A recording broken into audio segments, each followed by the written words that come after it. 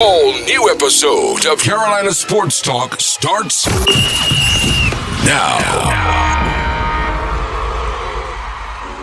Can y'all feel that? Can you feel that thing that's oozing out your doggone hands? That thing is beating your doggone chest right now. Can you feel that?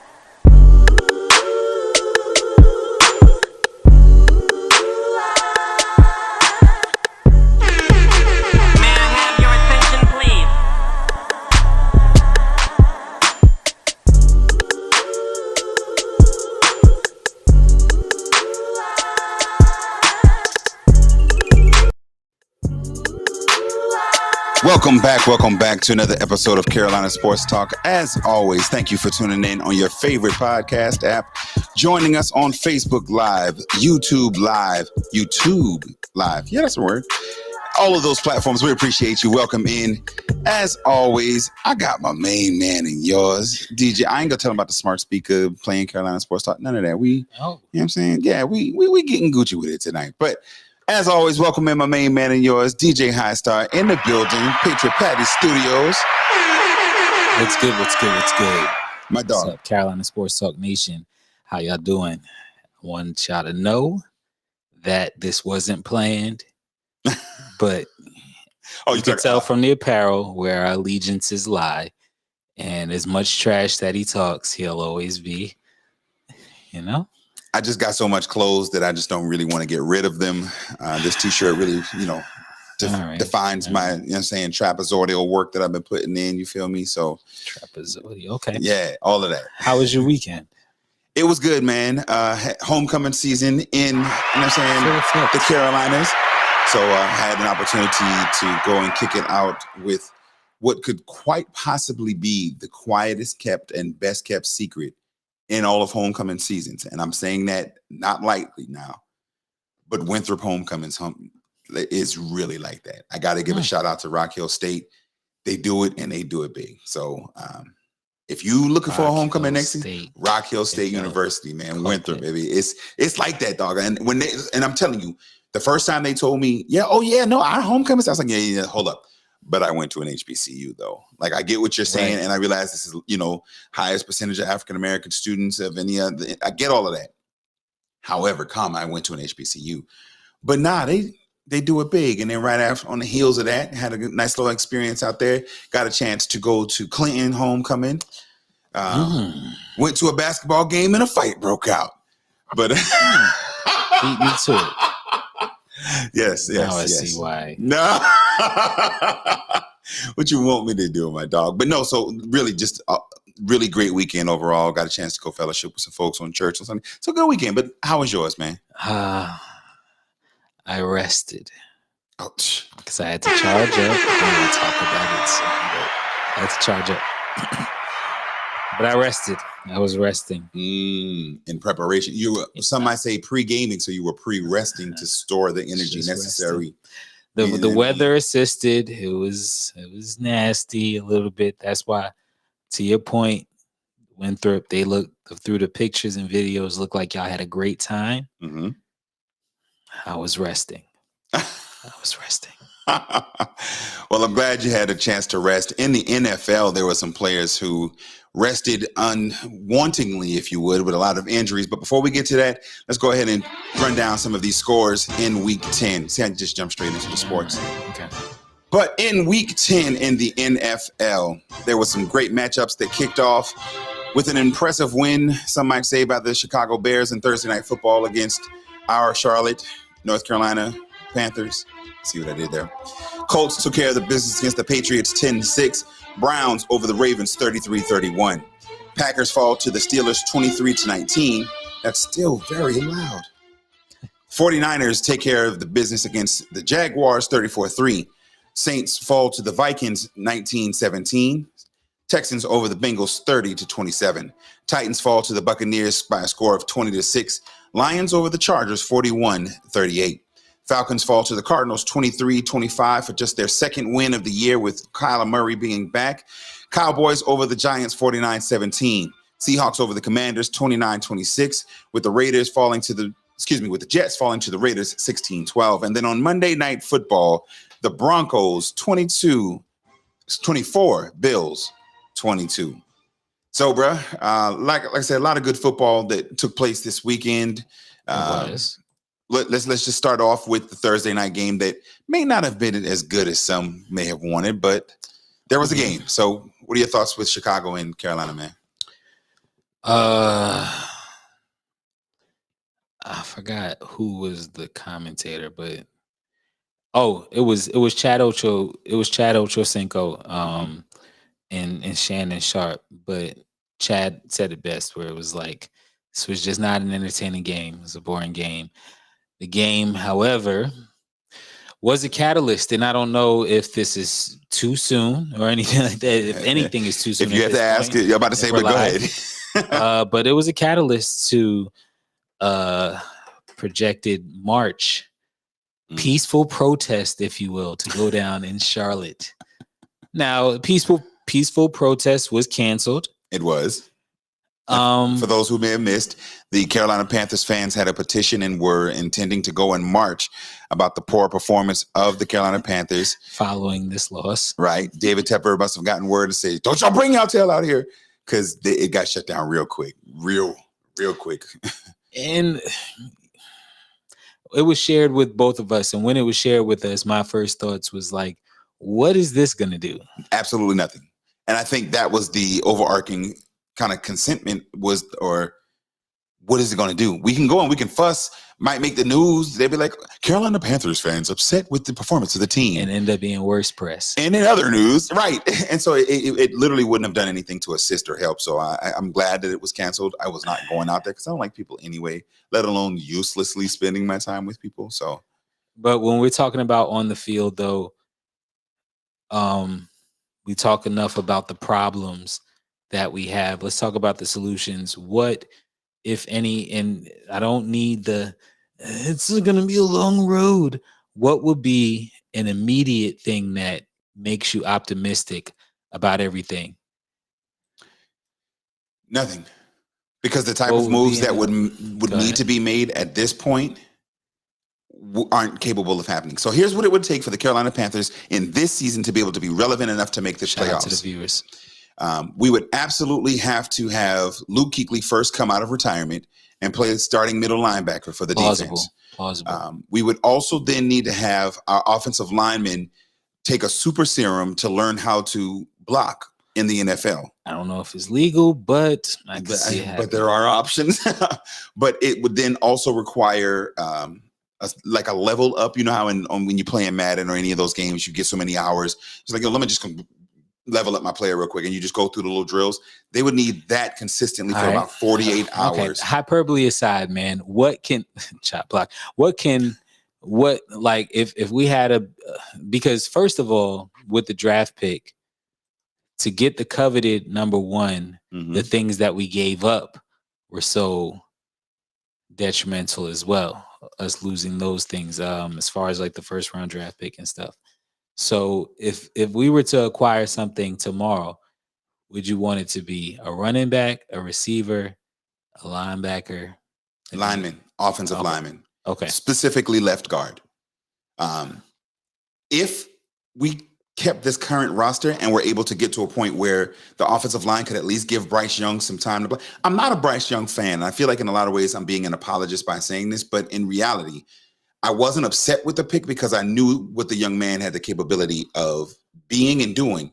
But then what has happened is the offensive line, if you look at it, he's got the highest rush percentage of any quarterback in the league right now. And, Deke, don't do it, Deke. Why did I even put that up? But no, he's got the highest rush percentage of any of the quarterbacks in it. And so he's either always throwing off his back foot. There's a graphic that's on Facebook that has the entire offensive line looking back at him while he's getting rushed by rush. If we had a guard, Icky could then be a little bit more solid, I think, on that side, because that's that whole different thing on the tackle side. Exactly. I think he probably needs to be the guard, but that's neither here nor there. Gerard, and I hope I'm saying his name right, but he said it best. We need the whole 2015 team, definitely. But yeah, that was my takeaway after sitting with that loss on Friday and getting that type of news about what we were planning to do on our Sunday off instead of getting in the ice baths and healing up and trying to get ready for next week. they're gonna have to worry about us. Like, nah. Exactly. So that honestly, it was what it was. And this was the first time I watched any, and I only watched a piece of the game, and it was just that much enough to say, yeah, no, I'm watching this. So I really don't want to see any more Panthers football the rest of the season. I'll keep wearing the merch, like I said, because I like the clothes and it's cold and it's my hoodie. But other than that, it's going to be a wrap for your boy this season. It's go Lakers at that point, and then see not even a whole bunch of that. But we'll talk about that a little bit later. What else? Matter of fact, let's go ahead and jump straight into impressive win, disappointing loss. What was your, and I will yield it to you. And I do want to definitely say shout out to all the guys listening and tuning in on Facebook and YouTube. Shout out to Deke saying Bryce Young needs reps and times. Absolutely does. Shout out to the Bruz, Victavius. It's almost Founders Day, dog. I need you to get the vocals together, get ready to sing. Shout out to my dog. Thank you to you all listening. Over the last, we have failed at offensive line the past 4 to 5 years. Absolutely not. And then one more comment from Deke saying that it doesn't help that CJ Stroud is balling out. And we'll talk about that, I'm sure, with the Texans in just a few moments. But Deke hit the nail on the head. There were a lot of quarterbacks in this that we could have had. Anthony Richardson, who we know has now gone out with an injury, but even before then, he was playing a dynamic level of ball. See, Bryce Young is playing the least efficient at this point. But I do want to give this for comparison. If you think about what's Sunshine name down in Jacksonville?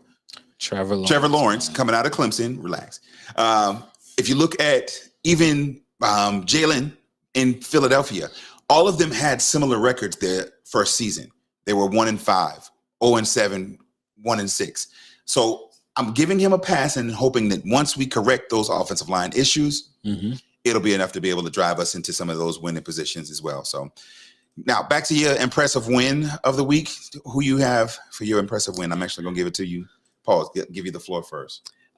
Impressive win could have well been the disappointing loss of the week as well. But I was very impressed with the Monday night game. Denver Broncos winning over Buffalo 24-22.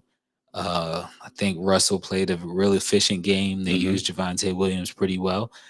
And the biggest thing is he didn't turn the ball over, and that wasn't the same story on the other side. You know, Josh Allen had the 2 interceptions, but from the jump of the game, the Broncos was taking advantage of a lot of Denver mistakes. So that was my impressive win of the week.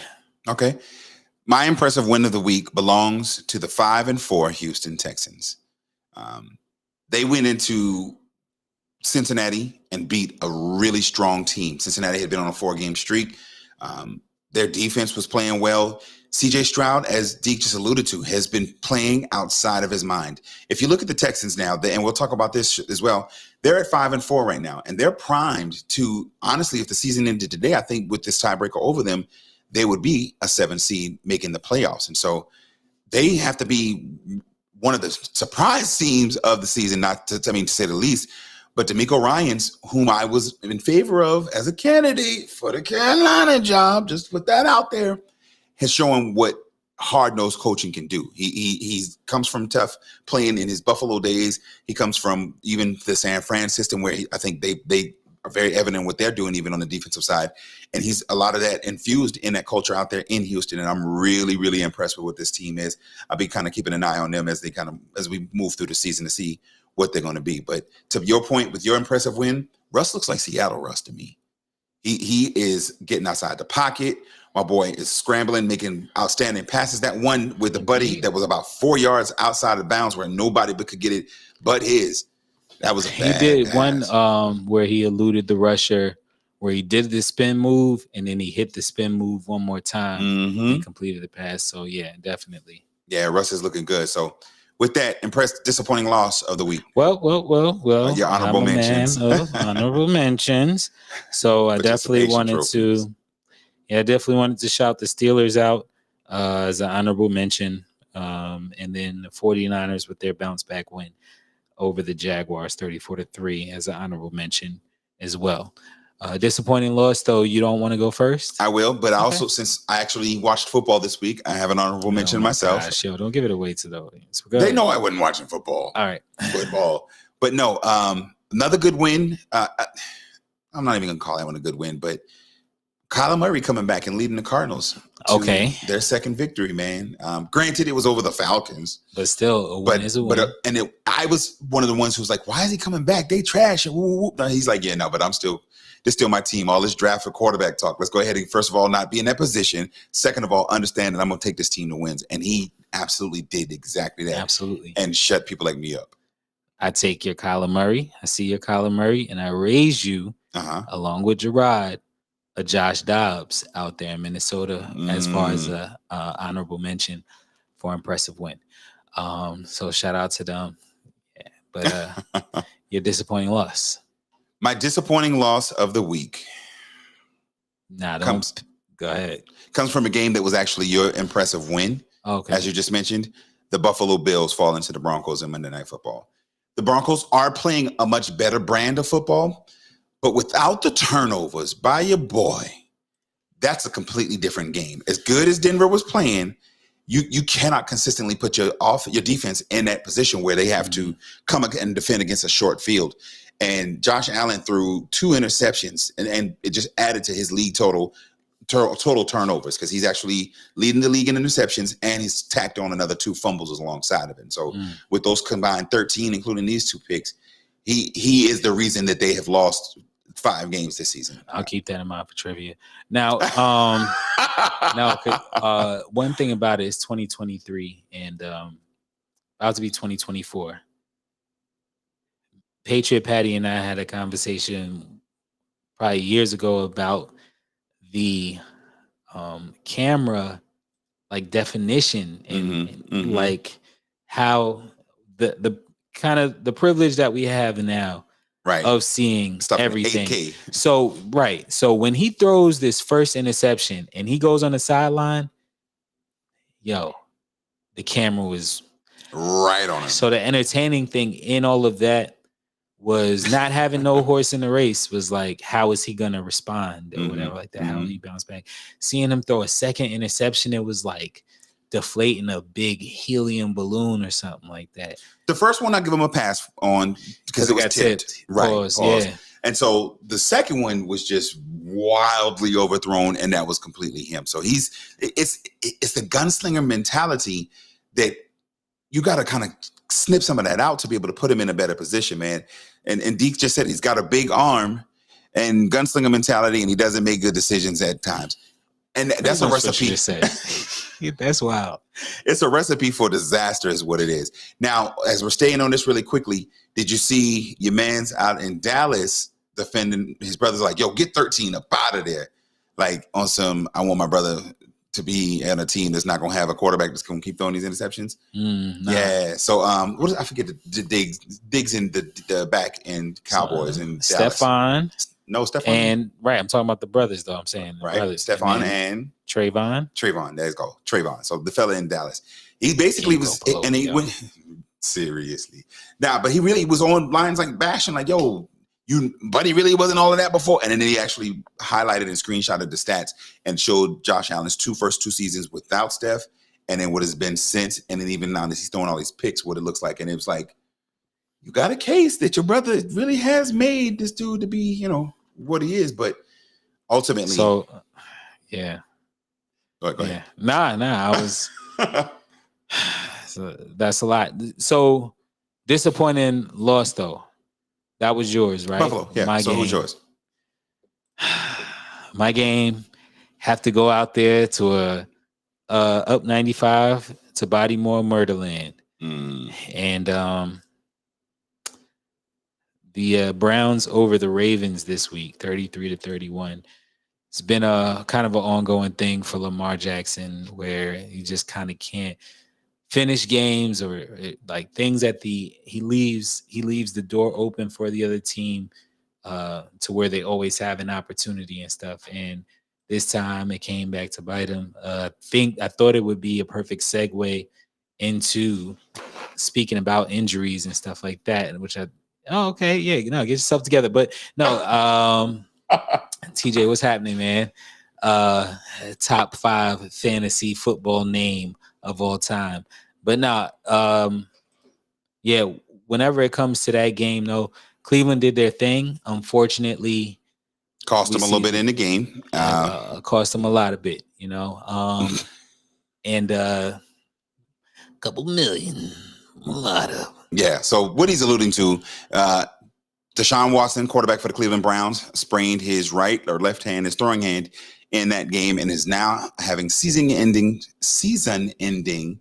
Because if you're seasoning the ending, then it'll taste a little bit better as it's being digested. They're having season-ending surgery, and it's a guaranteed contract. They have to pay him all of that money for the rest of the year. Now, they do have insurance claims and stuff like that to get it back, but that money's in his pocket. We talked off air and before the show a little bit about it, and you made a good point that he still has some work to do. So he's not getting that money for free. But I'll pose that question to you. Would you rather not have to play a whole season and still get paid? Or would you rather play the whole season and possibly not get paid as much? Or not play the season and get paid, or play the whole season and maybe not get paid as much? I thought if you play the whole season, you have possible incentives where you might get. But he doesn't have those. He's got a guaranteed contract. So even though his money is coming for sitting at the crib. Now, some with the guarantee, some with the who would pay for the. What kind of question is that you're asking me? No, but listen, what I'm saying. Those who play for the incentives have a chance to make more money. Right. But at this point, he knows how much he's getting, and that's it, no matter what. Right. So would you rather get the no matter what money, or would you rather kind of have the chance to play to make more money? Oh, that's what I was getting at. Yeah. I mean, with his no matter what money, I would sit down. He's got a different type of no matter what money. Right. He got that I got money type. I ain't even gonna find it on the board. But yeah, nah. Shout out to definitely. I'm not gonna put it up there right now. Yeah, I will, but we're gonna talk about it in a second. We got it on the timeline. Yeah, I saw something online today that said that when I grow up, I want to be a fired football coach. Because for those who may have missed it, you're in for a whopper with that one. But as we get ready to transition out of the NFL, before we do, we have to do a little trivia. Now, for those who have been watching in the last couple of weeks, you know that we have our Carolina Sports Talk, Chain Talk. What do we call it in the segment? Where we have debate back and forth through trivia for the rights to win the game, win the chain, the talk chain, trash talk chain, whatever we call it. But it's ignorant. It's been with me for the last couple of weeks because we have tied in both weeks in trivia. But this week I feel like I might, be taking it back to the crib. So without further ado, brother, I will yield the floor to you for your trivia questions. Yo, and that's another thing. Why don't we go 1 for 1 instead of 3 in a row? Yeah. I was listening back to the show. I'm like, yo, nah, you got me. All right, well, we can do it. Dog, I went first week. But still. We've alternated, but go ahead. We can switch it up live on the air right now for my boy. Go ahead, man. Let me get what you got. Pause. All right. First question. No background music or nothing, right? Nothing. No, on the spot. Let's go. Okay. Let me get my chain ready. Yeah. All right. Here we go. Okay, first question. Shout out to B-Mac. This quarterback leads the league in total yards. Mm-hmm. Is it Tua Tagovailoa?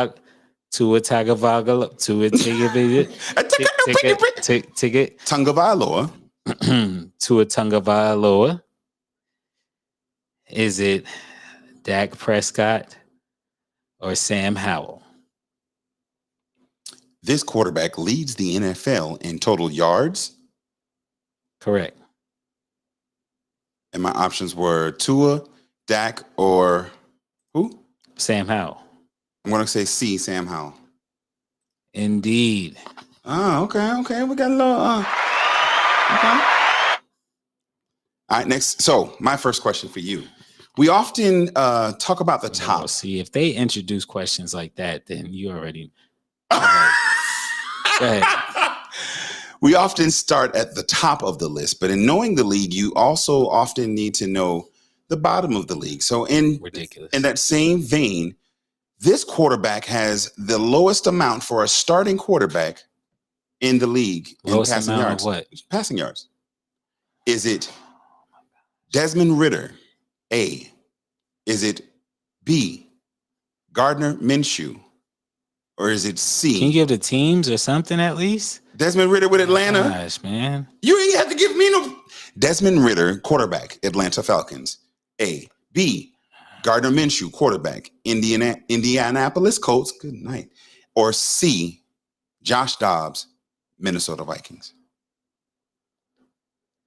The least amount of yards? Passing yards this season. Yes.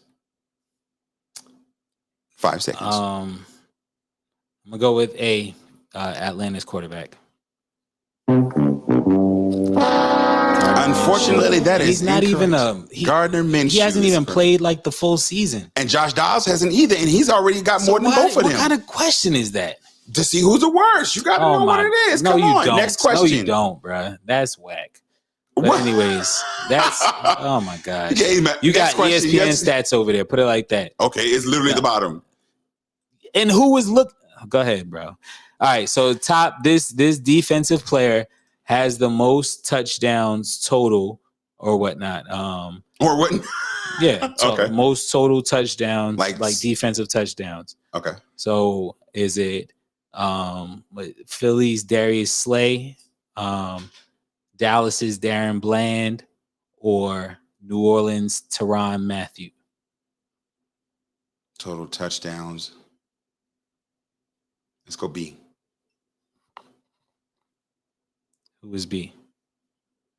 Not Tyrann, the other one. What, Slay? No, because Slay was A. Oh, okay. Bland. Yeah. Tyrann Bland. Okay. Yeah. Oh, okay. Yeah. What's up, B-Mac? What's happening, B-Mac?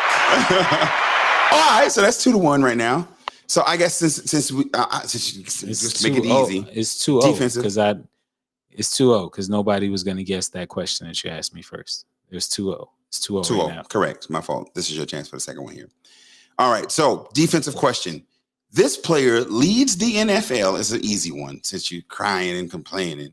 In total tackles for the season, is it A. Edwards from Chicago, B. Mosley from New Jersey, the Jets, New Jersey. That's right, New York Jets, Jersey. Or A. Franklin, Indianapolis Colts. I mean C. C. So is it Edwards from the Bears, Mosley from the Jets, or Franklin from the Colts? C. Zaire Franklin. Correct. You got it. Fix your face, man. Get yourself together, bro. Come on, man. What's up, man? All right. This team has kicked the most or has the most field goals made this season thus far. So is it A, the Houston? Sorry, go ahead. Take them off the list. Is it A? Go ahead. Is it A, the Houston Texans, B, the Atlanta Falcons, or C, the Cleveland Browns? A, the Texans.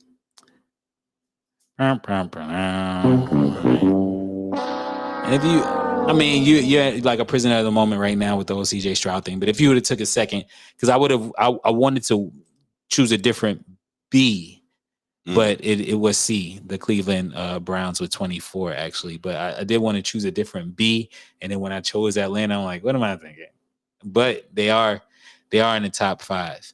But nonetheless, the Cleveland Browns with 24 field goals made this season. All right. So final question. I'm going back to the defensive one for you. All right.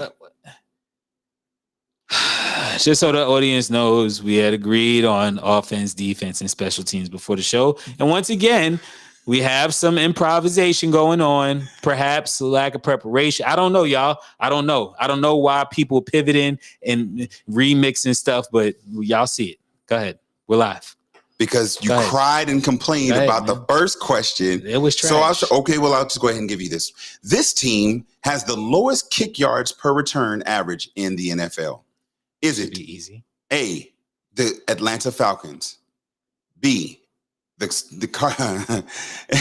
Falcons, B, the Kansas City Chiefs, if I can spit that out properly. Say, are you good, man? Nah, because you got me flustered, bro. Nah, he's emotional. Or C, the Cardinals. Again, This team has the lowest amount of kick yards per return. Falcons, A, Chiefs, B, or C, the Cardinals. I had it myself. A, the Falcons. And folks, stay safe. So yet another week. I just have to put it back up. I can't even rock it. But y'all, I'm telling you, when I win this chain, I'm gonna be on social media with it. You feel me? But for now, you know. And y'all see what happened. He needed the little the spicy question. You know what I mean? It wasn't even a spicy. That was the easy one. Hold on. See how quick you answered. Shout out to Donovan. You know. The answer is Supersonics. Shout out to Divine as well. Shout out to my LB and the bros, man. We out here. So this is Carolina Sports Talk. It's your main man, Big Cliff, sitting in with with DJ Highstar, man. We out here, dog. So NBA talk, man. It's been some really good basketball going on. Hold on, man, because I was still getting into football. Yeah, no, keeping my bearings about that. I didn't know if we was talking about NCAA or anything like that. See, because what had happened was we had a whole I was outline. flustered from the trivia, though. It ran you. You're just thrown off, though. Very much so. Mm-hmm. So, right before we talk about the NBA, we do have in some NCAA. Did you want to run scores, or did you want to kind of talk notable games? Let's talk a little bit notable games. With shout out to my brother, The Heart. That's actually his stage name, y'all. So you know what I'm saying? Funny stuff. But shout out to The Heart, my boy. The Heart of Love, new project coming out, 11/22. Check it out. So we're gonna talk about NCAA. Like I said, there was some notable stuff that happened, but one thing that we missed from last week was discussing a little bit the Heisman race and everything like that. I like what Marvin Harrison Jr. is doing and how Ohio State is looking overall, but the other teams they're doing their thing as well. So I wanted to get into that type of talk. I'll tell you what, as much trash as we talked about him earlier in the season, at this point, Bo Nix look like it's his show to go, man. Never mind the fact that he's a 14-year starter, been playing it college football since he was with Cam, them boys. But he had our homecoming tailgates when we was in school. Exactly. He was like, "Yo, I'm gonna be the Braves one day if I don't go to Oregon and win a Heisman." But he's playing some serious level ball, man. So shout out to him. I think he is the odds-on favorite right now. If not him, who would you kind of throw in there? Well, like I was alluding to, Marvin Harrison Jr., Michael Penix Jr. is balling. He continues to perform as well. So Heisman basically is going to be out west pretty much this year. Yeah. Because if you think about the SEC, ACC, none of them have any. No, I guess North Carolina's quarterback was in the talks for a little bit, but anyway, I think it's his to lose at this point, especially with the alleged and still, I believe, number one overall pick out of USC, still kind of going through some struggles, but we've already talked about it. His defense is kind of letting him down a little bit more. Yeah, I think Donovan mentioned that in the comments, Penix for sure. But also with Gerard, we alluded to that last week when we discussed Caleb crying. I mentioned that was indicative of him feeling like, yo, this Heisman race is kind of finito for me or whatnot. You know, I think Shedeur and them had that cry, and Travis Hunter way earlier in the season. They realized the most. Now, if I'm saying it earlier, if I'm being honest about it, like after thinking about it a little bit more, your point was definitely very valid in that it's not so much that his abilities lost it for him in that point, but knowing what the realization of that situation is, that the way that defense is, I can't win. I can't do this. I can't with win what's here, and so as a result, and knowing what everybody else has. Exactly. You're right, Donovan. Nah, they my squad too, bro. Go Buffs. Yeah, listen, man. I'm starting to get comfortable. Yeah, Donovan, I'm with them too, bro. You know what I mean? But no, yeah. So, any other games stood out for you when it came to Saturday? Yeah, there was definitely a big win up in Michigan with the interim coach. For those who may have missed it, Coach John Harbaugh, Jim. Which one is he? He's Jim, because John is still coaching. But Jim Harbaugh is not allowed to coach his team during the games as a result of the sign stealing that recently was going down in there. He's been taking the team through practice weekly, but Coach Sharon definitely stepped in for him. Sharon Moore and got a big win, after which he was very emotional. Expletive as well, yeah.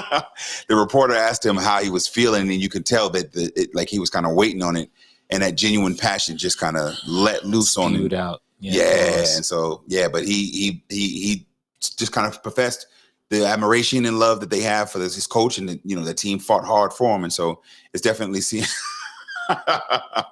Shout out, Donovan says he's a crybaby too. Saying him and Caleb, they both crybabies. Yo, he was in like you could see it when she asked. Yeah. So tell me the emotion that you like the mouth. Yeah, we love you, man. These guys here talk to him and slides, but it was a big win nonetheless to not have your head coach in a game time situation like that, playing a top 25 team is definitely a lot. So, especially late the last minute. So, shout out to the Michigan team. Big wins out there. You ready? Are you ready? Go for it, man. Give me my theme music. I hope it plays. Oh, yeah. Come on now. Yeah. Huh? Yeah. Y'all know what time it is. Y'all know what week it is, right? Oh, yeah. This first time on live. Hey, we going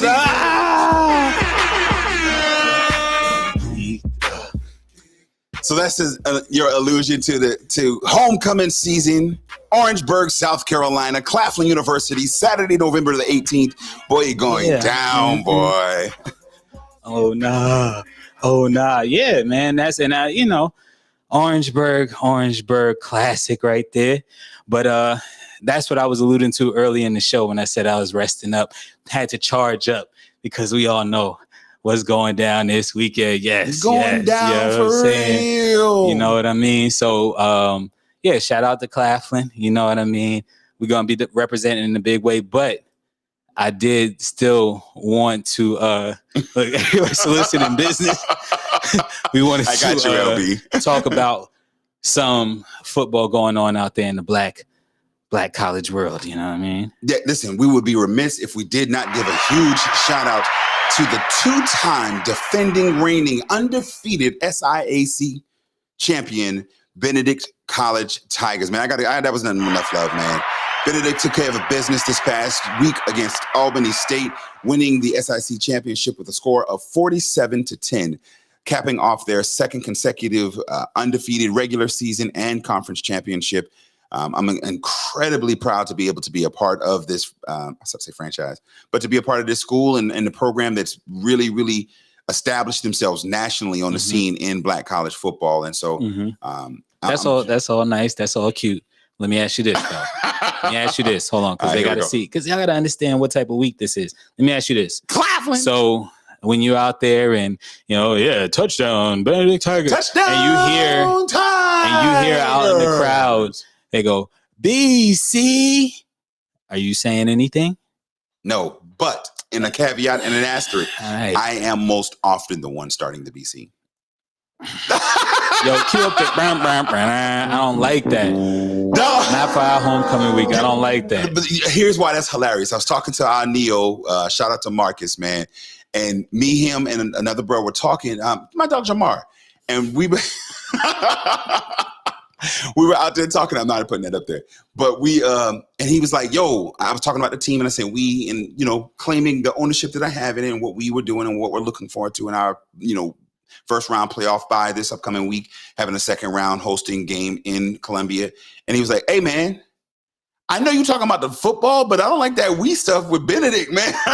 So at the end of the day, them boy pay me. So, All right. Okay. All right. So shout out to the Benedict Tigers. Yeah. Shout out to Coach Berry, Coach Chinnis Berry. Oh, big shout out. Also, Coach of the Year. Okay. Coach of the Year. Definitely. Oh, congrats to the Bros. When it comes to South Carolina or Carolina college football as well, though, few have made a bigger brand and a footprint for themselves as Buddy Pugh has. Absolutely. So what's going on down there in Orangeburg? Why don't you with the pivot? I see what you did there. Now, but not for those men missed it. Buddy Pugh has coached his last football game as the head coach of the South Carolina State Bulldogs. there's a lot of conversations being held around who is the successor.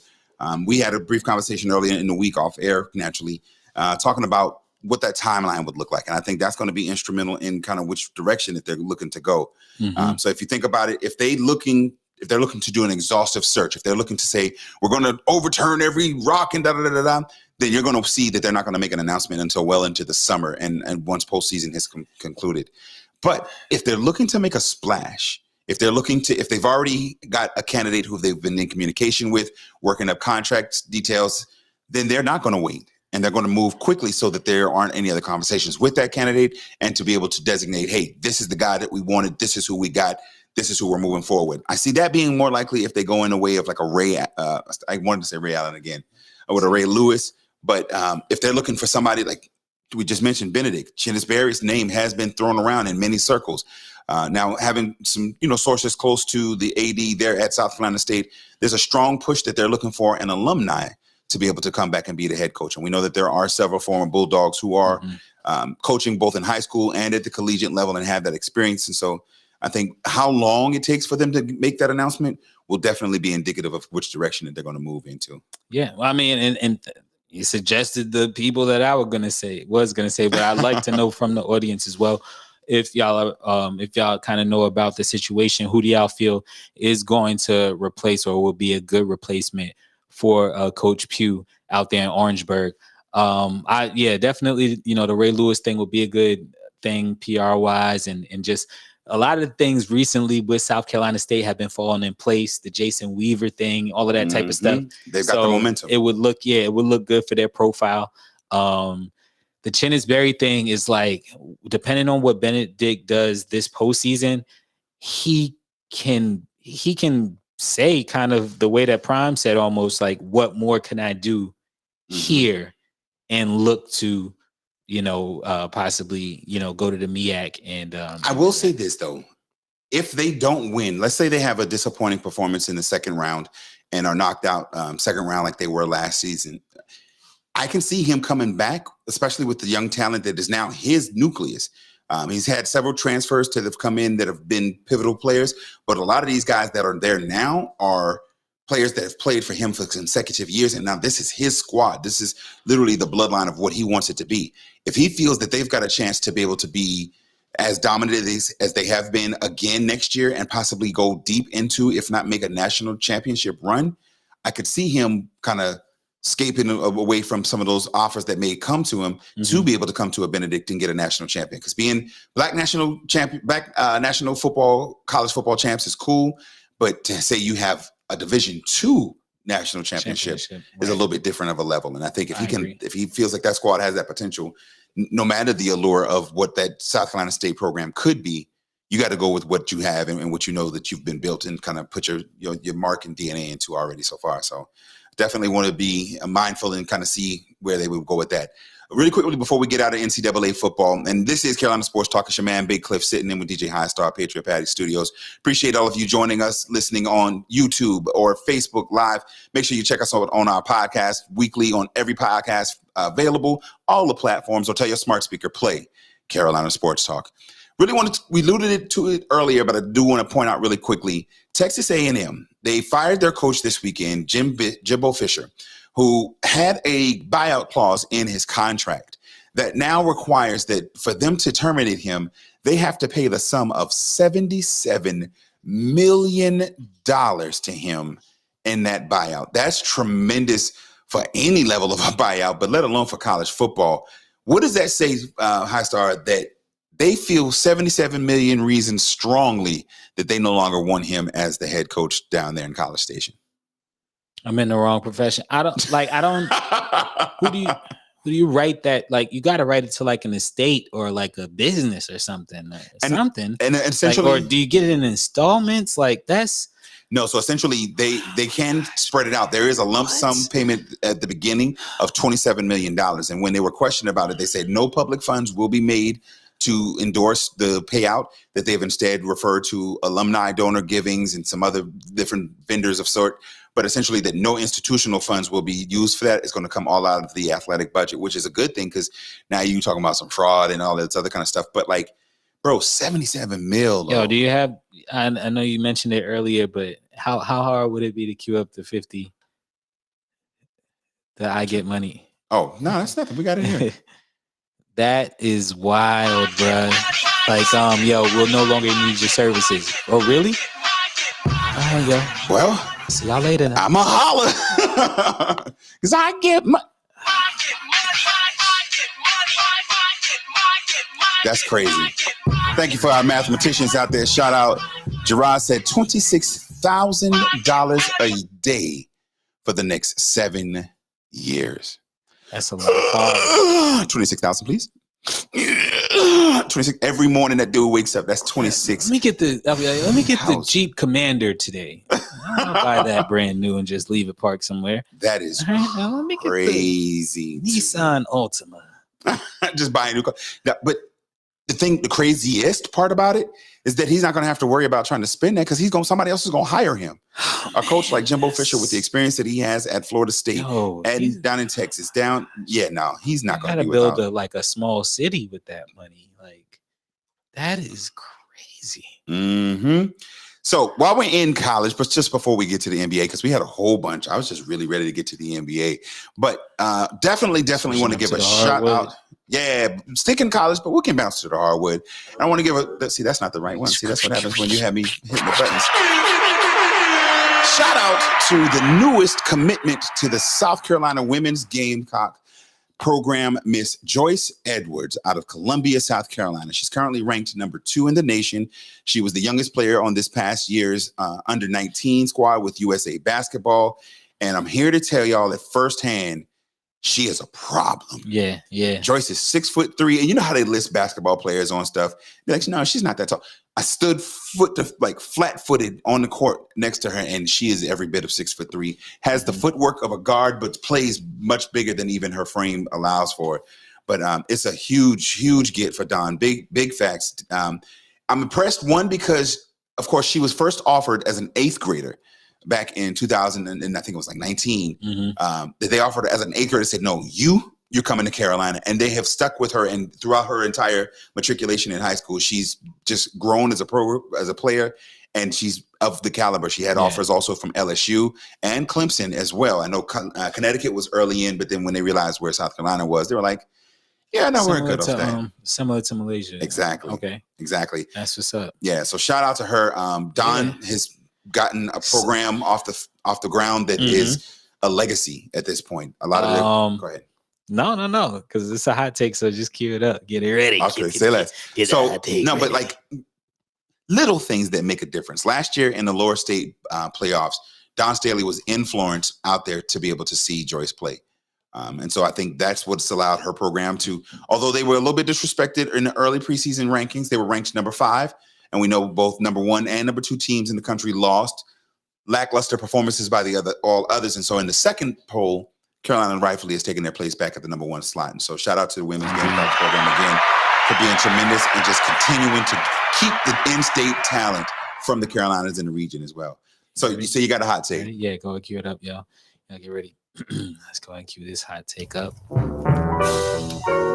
It's hot.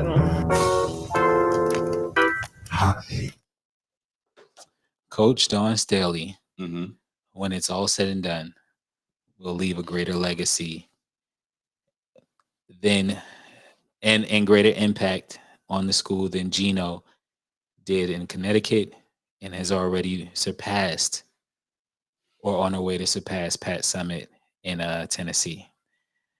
And it's a hot takes for a reason, man. First of all, it's a hot take. It's not a hot take, bro. That is a very lukewarm take that was very ESPN in nature, bro. You talk about me with my stats. She's going to leave a greater legacy than this one did at this school and that one did. Okay. So but that's not even a hard thing to say because she is literally on her way to doing that. She's coached half the time that they have, has just as many championships. Watch the tone, though. Watch the tone because we're live. Watch the tone. A little condescending. We're live. I don't want the audience to think that there's no chumps over. Go ahead, man. That's literally the only reason you're doing that. You realize that the point is wrong. Go ahead, man. Go ahead. You realize that the point is wrong, but I'm not even gonna dissect it. Let's just say it's not that hot of a take, bro. Is that reasonable? Right, yeah, that's fair because that's the energy that I have for any of your takes that I feel is Luke. That's fine. That's fair. So go ahead to basketball, man. Where does I guess we'll get to it, man. Listen, first of all, I want to say that I was watching an NBA game and the fight broke out. Ain't gonna stop me. Nah, it's a little inside joke there, y'all. But nevertheless, yeah, the NBA, some NBA was going down. We had actually the beginning of this in-season tournament that's going on start up, but Wednesday's games were as follow. Not Wednesday's game. I don't want those. Tuesday's games, rather. The Heat over the Hornets, 111-105. The Hawks over the Pistons, 126-120. The Pacers over the 76ers, 132-126. The Nets over the Magic, 124-104. The Thunder beat the Spurs, 123-87. The Pelicans over the Mavericks, 131-110. The Jazz beat the Trailblazers, 115-99. The Nuggets over the Clippers, 111-108. The Timberwolves beat the Warriors. We'll talk about that game here in a second, 104-101. And the Lakers, Cliff, your Los Angeles Lakers, they beat the Memphis Grizzlies in the in-season tournament, 134-107. Some live play and live action going on tonight. Pause. But this currently the in-season tournament. I want to just run down the undefeated teams that's in the tournament right now. Indiana, Miami, Boston is 1-0 so far, but LA is 2-0. Denver is 2-0. Minnesota is 2-0. And my question to you is, does the in-season tournament mean anything to you? It means that they got some opportunities to try to get some more money. But I only reason I think it does is because the intended purpose of the tournaments was to make more of the regular season matter. And it appears that playoff LeBron is trying to kick in because in his mind, it now has a greater value to win these types of games. And so I would say, yes, it does. If this was big deal, no thing, I would say that's a big deal just to ensure like players play that they're to their maximum ability. Just because he said he needed a voice promo, bro. All right. You act like that ain't literally. I was about to say, you act like that ain't literally what's on the board. Go ahead. Yeah, exactly. But no, so outside of that in the NBA, outside of that in the NBA, though, there's a couple other things that was going on. First of all, San Antonio took a big loss, in my opinion, to the Thunder. The Thunder kind of with a statement victory over them. But Golden State game, Minnesota, it's all over the news sphere, the sports sphere right now. Because during that game was an incident. Could you describe it? Only thing I'm catching is like I didn't actually see the game live. Okay. So yeah, essentially it was at the beginning of the game. Score was still 0-0, maybe 2 minutes in. And there was an altercation between between Klay Thompson and random Timberwolf buddy number 2 over here. The two of them had a little scuffle. Not Ant Edwards, though. No, it wasn't Ant. Okay. It literally was some random dude. I don't even remember. I guess I could journalistically look it up, but nonetheless, the player grabbed Klay by his jersey. They tussled back and forth. There was some pushing off a rebound that initiated it. They tussled till he grabbed it and ripped his jersey. So Klay grabbed and ripped his. Tussle ensues. That's when Rudy Gobert goes and apparently tries to restrict COVID hands on. I was talking to Pitcher Patty earlier, and I was like, yeah, the one that brought COVID to the NBA. I don't know what a COVID is. In other news, this dummy is out with COVID. But nonetheless, he goes to grab Klay, and it's like, it looks like he was trying to pull him away and restrict him and hold him, but in doing so, as with all of the kerfuffle going on, his arm slipped close to Klay's neck. And that was enough to just trigger Draymond Green, who then went and put him in a headlock, very similar to what Baby Boy, to what Ving Rhames did to Tyrese's character in Big. Let me tell you something real quick. Call for your mama. Right. That's what. And then, exactly that type of headlock. But everybody was trying to get him up off him. Mm-hmm. So, first of all, what were your thoughts on the fight or the kerfuffle, whatever? My initial thoughts was like the young OGs and the young vets are tired of so many people saying the NBA soft, and there's like a couple little outliers like your PJ Tuckers of the world, and you know what I mean. What's your man to be trolling LeBron? Got fired on his day off. He's young though too, but he comes from that school. He comes got from that that dog tutelage. kind of mind mentality. Yeah, he get the people that he gets it from, the Pat Beverleys of the world and stuff like that, just the agitators. They, you know, it's part to me. Partly like an ego pride thing where it's like, y'all been calling us soft or whatever like that as a whole. And, you know, we're going to show you how soft we are. Right. Yeah. But then also we talk about it all the time with Draymond in particular, as far as self-control. And I think he's part of the reason that your man, I think, what is it, Bob Myers, that he's announcing and stuff like that. And, you know, right now, he enjoying his life. You could tell. Living stress-free. Yes, bruh. And sitting on some B's, probably like some Billies. So, you know, we talked about it on previous episodes that the coaching staff and or certain levels of management and even ownership wanting this nucleus to remain together, although that's not what maybe have been in the best long-term interests of the Warriors. Yeah. When they made that commitment to Steph, when they made that commitment to keep Draymond and Clay and all of these guys, that was when he was like, yeah, I'm going to have to get up out of here. And I think this is the residual reason why he wanted to get away from it, because he knew that there were certain things that were going to linger. A player like of Dre runs the show almost. And that's my thing. When you give him who already feels like he has that amount of power, you saw what he did with KD and this is our team and da-da-da. When you give him that, when he has that perception of that much power, and then you show him that he actually does, you're going to consistently get this level of stuff going on out there. So I got a question for you, and it came from a podcast I was listening to, but it kind of falls in line with this because, well, I'll start off with the question though, from a fellow, you know, somebody like that, a brother, somebody that you go to battle with, but this is also your job and a level of professionalism with it. Would you take loyalty or commitment? Which would you want? When you say commitment, you mean commitment to the individuals or commitment to the team? To the greater goal of whatever. Commitment to the greater goal. Because at the end of the day, that's a business. Like, and when you come in the door, you sign with it. Like with the LeBron, I think it was the LeBron movie where one of the teammates, he wasn't never that social with the team, but he was, you know what I mean? But I asked that because with somebody like Draymond, it's like similar to like one of your partners that you come up with that'll crash out for you. You know, wherever you at, the mall, wherever. If there's somebody look at you wrong and this, I got you. Now, granted, so and knowing who you are, CJ or Big Cliff from West Ashley and Ponderosa. Yes, sir. Rosa. So, and to where you are now, and you end up running into a friend from high school that was loyal to you or whatnot, and want to hang out with director of admissions, Big Cliff, right now. You know what I'm saying?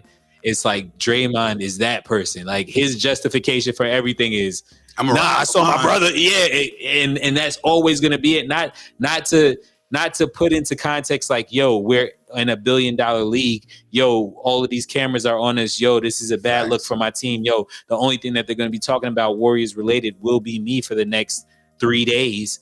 You know what I'm saying? Yo, I'm gonna have this. I'm gonna have all of this like attention and stuff like that and bad press going on. He's not thinking like that at all. You know what I'm saying? And there's a level of selfishness to that though. And I agree. And I think it's reflective of who he is as a player and the things that he is even trying to be or do. And so I don't blame Bob Myers for getting out of town. And if we're going to actually just go ahead and fast forward, I think that's one of the topics just to talk about some of the NBA teams to worry about. Oh, okay. The Warriors are chief on my list because I think they have the talent. Side note, have you seen what was Steph Jr.'s name that they shipped out to Washington? Jordan Poole. Oh. Have you seen what he's been doing out there in Washington? Like throwing up shots and just, my boy is really wild, and being outside of the structure. He was who he thought he was. Precisely. Being outside of the structure of the Warriors shows the kind of player that he is and wanted to be. And it's just funny and indicative of why they were able to get him and I guess kind of want to keep Draymond and them. But nonetheless, the Warriors are probably chief among the teams for me to worry about, simply because they have the talent, but so many of the other aspects of what makes a good team, I think, are going to limit them, and they ultimately are going to be imploded by Draymond and his antics, if you would. It's two straight seasons of that. You already lost a GM because of it. So and he's losing a step. He's not as quick, strong. So we're gonna see, like, as an organization, what is the cost for them? What is gonna be like? You know what I'm saying? That okay, that's enough. Like, because it should have been enough with the Jordan Poole incident.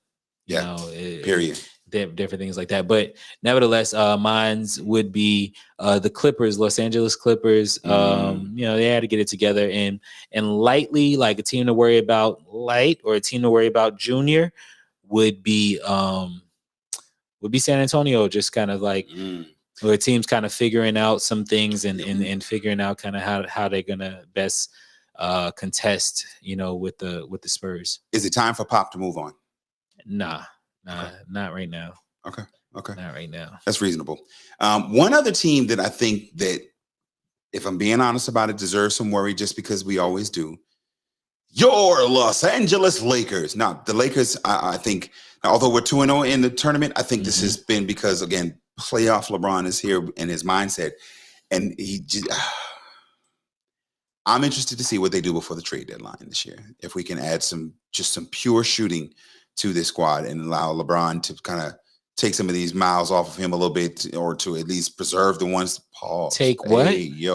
Miles off. Oh, Miles. Pardon me. But nonetheless, still a pause. Applicable. Okay. But I want to see him scale back and let some of these other younger players kind of step up. And so, any other teams that you kind of worried about in the NBA? No. I do want to highlight that the league with the in-season tournament, they stepped out kind of in the global space with coloring the NBA courts, fully coloring them and giving them a nice splash. So that was a good thing to kind of add some personality to this in-season tournament. But I think that's twofold. One, of course, to make the tournament a little bit more, lively. Secondly, though, we talked about it, and you've been chief, I guess, in the recommendation of it and even the acknowledgement of it, that the league is being intentional with their international draw and trying to pull in more players from around the world. They're already getting the best players from these different countries, and so they're wanting to have the fans as well. Those teams and our players and their fans who are used to seeing a certain style of basketball, not only just to play, but even aesthetically what the courts look like, I think this was very indicative of that, to kind of ease them in a little bit more, to give them something that they're used to pull them into a different type of game as well. So absolutely. So another thing that I wanted to bring up, I was listening to DJ Blaze radio show podcast. Shout out to them. Yeah, absolutely. Oh, wait. Say that one more time. Okay, go ahead. Shout out to Amy. Say it with your chest, my boy. That's what I'm talking about. Hold on. First of all, I'm in homecoming form, bro. It's not you asking me to say it with my chest. That's not an issue. Hey, Amy. Shout out also to Be Easy, my dog, who Crux Media. Shout out, man. Are you good? Go ahead, man. Say your point. What was the question? No, Be Easy on the show. Be Easy shouted us out, and he posed a question, and he's like, "Man, this question I have for them boys over there at Carolina Sports Talk." And he said, "When exactly did the new era for the NBA start or begin?" Now, a couple things before you give your question, your answer, your response. Okay. I wanted to know we're live, so. And he might not be on the live right now, but this is live. Carolina Sports Talk. Your man Big Cliff sitting in with DJ High Star, Patriot Patty Studios. Well, yeah, I wanted to tell him, Be Easy. Thank you for your question, bro, but put that in the email next time, brother. Okay, because you always getting on people.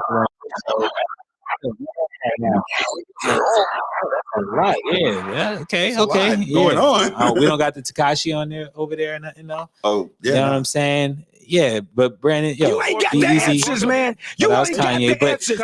I need you to put You know why? it into an email next time for me, my boy. All right. That is all, man. But the back to the question, yeah. I feel like, as cliche as it would sound, or as like old as I would sound, is that it was two paradigm shifts for me. But the first one would be early 90s for me. Starting of the marketing with Air and Air Jordan and getting when he got to championship level or whatever. So early 90s, like around 92, 93, because money started to like lightly come in, not contract wise, but as far as marketing. But next one. And we're talking about again what I think his term was new era. The new era, the one that we're currently in, yeah. Would be after like Chris Paul, LeBron, and all of them boys like met up. They're the end of the old. Exactly. Like, and they got the bag, like we're like now we're seeing like just ridiculous money for people that's averaging 4 points, 6 points a game and 3 rebounds, but you got a $30 million contract or something like that. So I think but because if you listen to the show, it's like he almost implies that he's talking about when they start becoming soft or when they stop hand checking. It's almost like he's alluding to that when you listen to the show. So that's why I had that twofold answer. You know, I don't even like twofold answers like that, but because initially when I heard him say it, that's initially I thought after the Chris Paul, LeBron stuff or whatever like that. But then when he started talking it through, and I'm thinking like, okay, hand checks and like to be completely honest with you, when the league as a whole stopped using drugs, or like drinking on the side or smoking cigarettes, and stuff like that. When they started trying to be real athletes, when they try to start beating Michael Jordan and bringing in real athletes and different teams and stuff like that, I think that was a paradigm shift. But so I acknowledge that the Jordan era is an era. It transitioned into the Kobe, LeBron era, and that encompasses the last of the greatest players who are playing now. I think, and I'm going to pinpoint it to a specific year to kind of all encompass it. The year after the Golden State Warriors won, I think it might have been their first championship, and Harrison Barnes left that team. Good player, but not a great player. And he left, and I want to say he signed. Sacramento. He went to Sacramento and signed, I want to say it was like $140 million contract. I was like, him? And then that was also when Luol Deng got all that money from the Lakers. When all of these middle-level, mediocre players started getting that money, everybody else at the top then had to escalate higher above. That not only triggered and spawned a difference with regards to the contracts, but it also was a shift in the era when, all right, this is the beginning of the end, if you would. We're at the end of the end, if I'm being transparent, with the LeBron's era and Carmelo, them being gone, and Kobe RIP. But I think they're the end of that, and they're like the residual. They're like the 03 brothers still trying to go and kick it and be on campus, even not when it's homecoming. She's like, yo, what y'all got going on the yard? I just come to see the Neos. But it's a kind of at the end of that era for them. And so that around that time, I think that might have been like a 15, 16, if I'm not mistaken, is the start of where I start thinking about as we call them, the Duke basketball players, with them all having the same haircut and everything. That's pretty much that's when that kind of started for me. You knew exactly who the type of player I was talking about. Sponge. So next up, but before we get out of here, we're going to jump into a little big deal, no thing. Y'all know the segment. That's a big deal. Nah, that ain't no thing. We give you sports headlines and let you know whether it's a big deal or not a thing. So first up on big deal, not a thing. If my screen will go, see, that's why you have two screens normally when we go on live. But first up on big deal, no thing. We already talked about it, but Deshaun Watson being out for the year, is that a big deal or no thing? Big deal. That's a big deal. I'm actually going to go the other way. That ain't no thing. Why you say? Before you even explain why I like that. But no, I think again it's a big deal. They waited so long to get Deshaun back. Of course, everything contractually and monetarily, I feel like that's tied to him with the organization is a big deal as well. But with his performance, they've been waiting to get him back, and now they know that he's not going to be there. Big deal. I say it's no thing simply because I think with the way that the AFC is right now anyway, that they weren't going to make the playoffs. And so him not being there isn't going to prohibit that. Now, their defense Good is... teaser. Huh? Good teaser. Because their defense is really, really like that. But nonetheless, let's move on to the next one. Aaron Rodgers is rumored to be possibly ready to come back from an Achilles injury this December to help the Jets try to make a late playoff push. Big deal or no thing? No thing. Nah, that ain't no thing. I'm gonna go the other way and I'm gonna say that's a big deal. Why you say? I think it'd be definitely a tough road to climb. Mm-hmm. But I guess I'll tease a little bit, pause. But I don't think that they'll have enough room to get in with a wild card, knowing that Miami is probably going to take that division.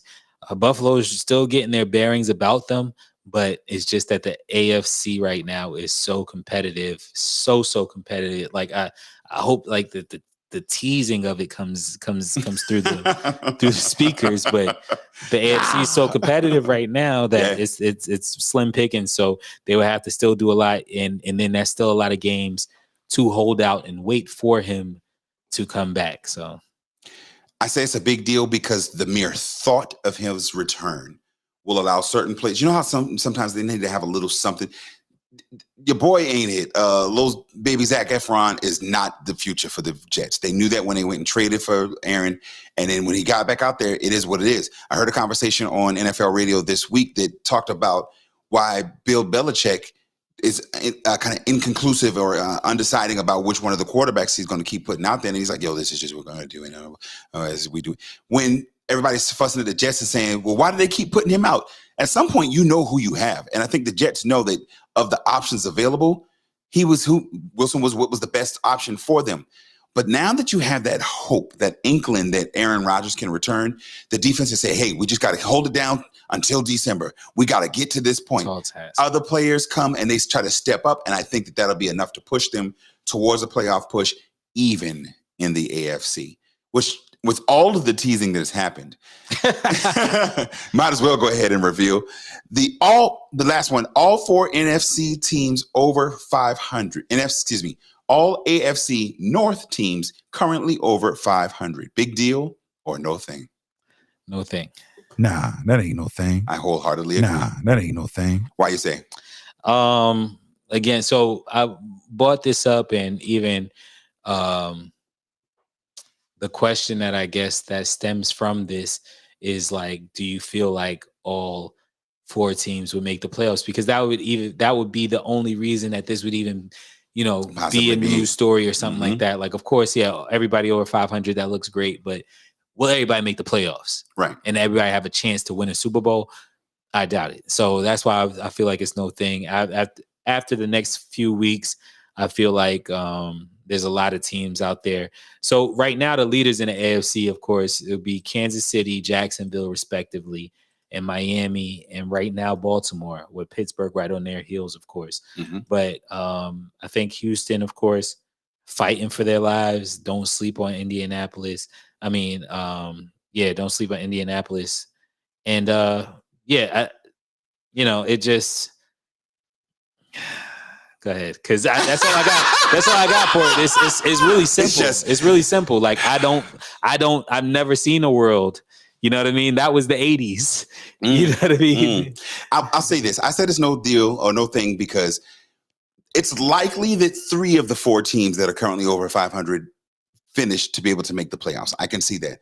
That would be, if it were all 4, it would be a little bit bigger of a deal for me. But considering that likely 3 teams out of the NFC West are going to be able to make the playoffs, I don't know that I kind of weigh that very heavily at this point in the season. Now, is it a story? Absolutely. Just simply with the job that's being done. We mentioned Dobbs out there in Vegas with the Vikings, but the rest of the NFC North are playing tremendous football. The Lions, the Ligers, and the Bears. Because see what I did there? Oh my! The Lions.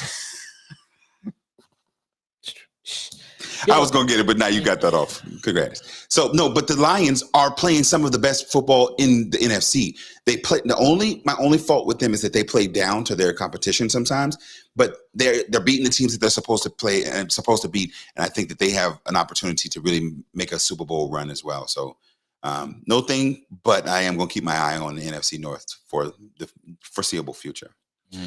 All right, brother. We getting ready to head up out of here. Anything you want to holler at the people before we get out? Yeah, definitely wanted to take a quick moment to shout out my fellow frat brother, Reggie Burgess, down in North Charleston. Just recently became the mayor down there, first black mayor of the city of North Charleston. So, and have Shout a personal relationship with dog. And yeah, that's my dog, man. Because you got a text back? Yeah, man, but listen, that was my first. The mayor of North Charleston is texting my dogs out here. Technically my first Neo. So, I can give you stories, man. He's looked out for me over the years, you know. And so shout out to my dog. Big facts. Big facts. Deeper than rap, man. Real talk. You know what I mean? You was over there. You was across the fence at the time, but you know we won't. You were. So no, I'm just. We're saying. online. We'll talk about this off air because I was getting ready to pull a card. Okay. Because one of us was there when he got read in. But nonetheless, this has been See, got me. Got me. He razzle dazzled. This has been another episode of Carolina Sports Talk. Thank you for tuning in on your favorite podcast app, on YouTube, on Facebook Live. Until next time, tell your smart speaker, play Carolina Sports Talk. You can hit us up on the Carolina Sports Talk line, Cliff at Carolina Sports Talk, or in the inboxes on Facebook, YouTube, Instagram, all of that. TikTok coming soon. We out of here. Peace.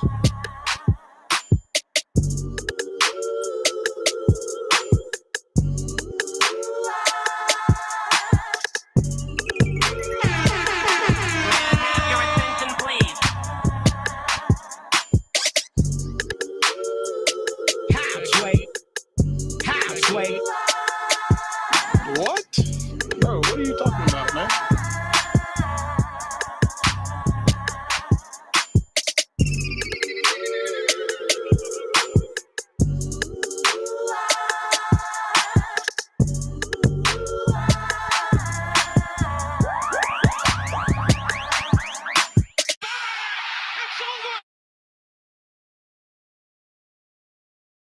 I broke my back.